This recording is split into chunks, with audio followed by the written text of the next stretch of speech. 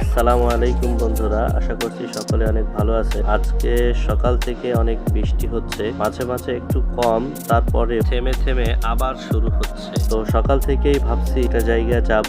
আজকে শুক্রবার, কোনোভাবেই বের হতে পারছিলাম না। অলরেডি সকাল 10টা বেজে গেছে। আমি দেখতে পাই হঠাৎ করে আমাকে একটি মোটরসাইকেল ক্রস করে চলে গেল। তারা মোটরসাইকেলে 3 জন ছিল। কিছু দূর যাওয়ার পরেই আমি দেখতে পাই একটি বড় গাড়ি, এবং আমাদের আঞ্চলিক ভাষায় অটো বলে, ব্যাটারি যে গাড়ি, টাকার অটো চালিত যে গাড়িগুলো আছে, আর মোটরসাইকেল, তিনটি একসাথে রাস্তা সাইড দিতে গিয়ে একটার সাথে আর একটা লেগে মোটরসাইকেল পড়ে গিয়েছে। তো আলহামদুলিল্লাহ অনেক ভালো, বড় ধরনের কোনো বিপদ হয়নি। সেখানে দেখলাম অনেক লোকজন জড়ো হয়ে গেছে।